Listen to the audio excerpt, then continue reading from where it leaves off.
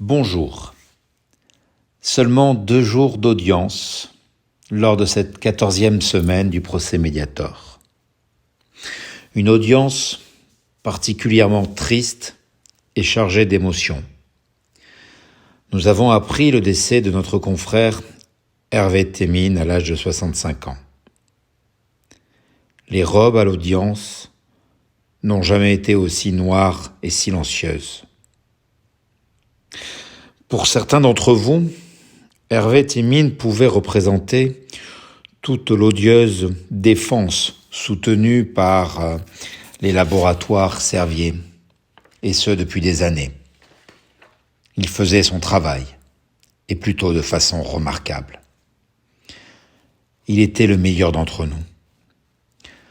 Son engagement pour défendre certains prévenus pouvait parfois susciter de l'agacement. Mais son honnêteté intellectuelle et son humanité ne l'ont jamais quitté. Lors de la première audience, je vous le rappelle, il a été le premier à présenter sincèrement ses excuses à toutes les victimes du Mediator. Je me souviens que lors des premiers jours de cette audience devant la cour d'appel, il m'avait confié son regret que l'ensemble des victimes du Mediator ne soient pas définitivement indemnisées. L'homme était redoutable, mais juste. Adieu, monsieur Temine. Difficilement, mais parce que la vie continue, le rythme de l'audience a repris ses droits. Mardi, ce sont des auxiliaires de justice qui ont été entendus dans le cadre de l'aide qu'ils ont apportée au juge d'instruction. Leur audition n'a pas vraiment contribué à améliorer notre connaissance sur la vie du Mediator. Mercredi, c'était à nouveau les prévenus, M. Seta et Mme Tupinon-Mathieu, qui étaient interrogés. Là encore, pas vraiment d'éléments nouveaux. Aux questions pertinentes des uns et des autres, toujours les mêmes réponses bien rodées. Ce n'est pas un anorexigène. Nous ignorions les effets secondaires graves. L'agence du médicament n'a pas fait son travail. Ce n'était pas un coupe-faim. S'il était prescrit comme coupe-faim, c'est la faute des médecins. C'était un produit efficace pour les diabétiques. Alors, plutôt que de s'attarder sur cette attitude que je qualifierais de détestable, je voudrais plutôt vous relater quelques documents, plus précisément des notes internes chez Servier, qui ont été retrouvées lors de la perquisition qui avait été menée dans les laboratoires Servier. Ce sont des notes qui s'étalent de novembre à décembre 1969, où plusieurs personnes, mais très souvent Monsieur Servier et Madame Servier en faisaient partie, se réunissaient pour réfléchir à l'avenir du Mediator. Donc, quelques extraits. Note du 29 décembre 1969. Il ne faut pas lancer un produit amaigrissant pur et simple. Note du 12 décembre 1969. Il faut bannir le terme anorexiant. Note du 8 décembre 1969. Alors je prends un extrait un peu plus long car il est particulièrement intéressant. Ce n'est pas un amaigrissant dans le sens où l'entendent les obèses. Il s'agit d'un amaigrissant lent, régulier, mais modeste. Nous pensons par contre que ce produit peut avoir une place dans le domaine de certaines maladies où l'obésité est considérée comme un facteur aggravant et où actuellement, compte tenu de la maladie en cause, aucun anorexiant et aucun diurétique ne sont prescrits. Nous pensons tout particulièrement au diabète ou au prédiabète. En bref, très clairement, à la lecture de ces notes, il n'y a pas l'ombre d'un doute sur la volonté de disposer d'un autre coupe-faim parmi les coupe-fins de Servier, mais qui aurait une cible plus large.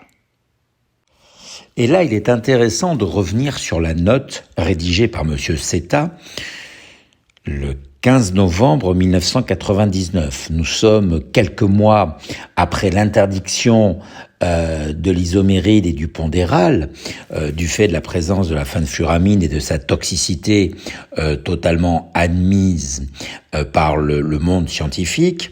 Et là,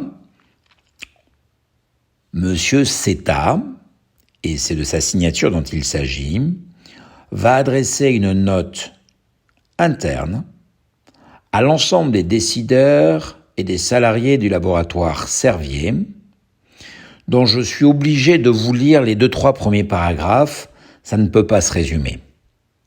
Je vous prie de bien vouloir trouver ci-joint le texte de référence validé par le docteur Servier concernant le métabolisme du Mediator qui, à compter d'aujourd'hui, doit constituer la seule réponse tant à l'oral qu'à l'écrit à toute question relative au métabolisme du Mediator.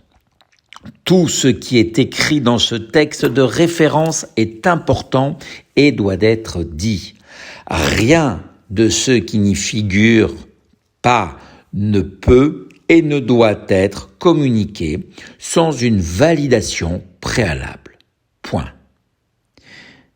Je vous laisse apprécier le ton quasi militaire de ce courrier qui ne laisse place à aucune hésitation sur l'absence de toute similitude entre le Mediator et les fenfuramines. Alors, je ne vais pas vous lire la note technique qui suit ce courrier, mais par contre, simplement la conclusion. Mediator se distingue radicalement des fenfuramines, tant en termes de structure chimique et de voie métabolique que de profil d'efficacité et de tolérance. Ceci est un mensonge scientifique aujourd'hui qui ne fait place à aucun doute sur la volonté, encore une fois, de vouloir maquiller le Mediator et le sortir de ses origines amphétaminiques et de son caractère anorexigène. Cette note permet également de mieux apprécier le rôle de M. Seta. C'est le bras droit de Jacques Servier. C'est le numéro 2 de la firme. Aujourd'hui, M. Seta voudrait nous convaincre qu'il était simplement exécutant, qu'il agissait comme un bon petit soldat aux ordres du tout-puissant Jacques Servier. Faut-il vous rappeler qu'il percevait une rémunération de plus de 100 000 euros par mois ? Un peu cher pour un rôle de simple exécutant, il me semble. Comme nous l'avions perçu en début d'audience en janvier, ils vont cesser de se défausser assez lâchement finalement sur Monsieur Jacques Servier, qui est décédé bientôt depuis plus de 8 ans. Si en première instance, il y avait encore un peu de respect à l'égard de leur patron, aujourd'hui c'est sauf qui peut.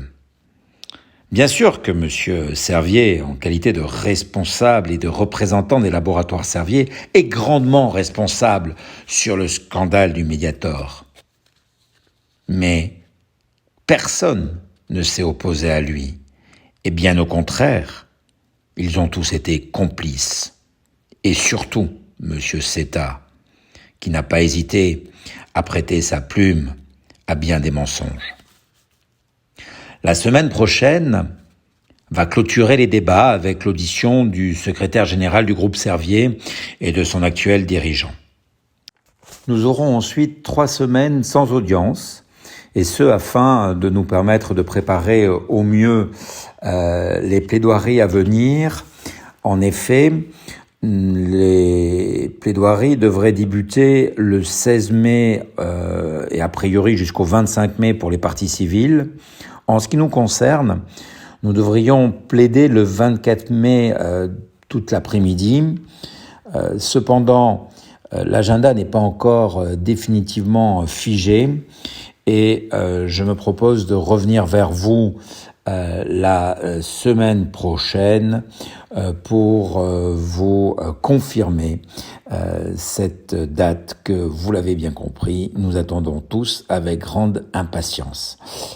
Je vous souhaite une bonne semaine et à très bientôt. Au revoir.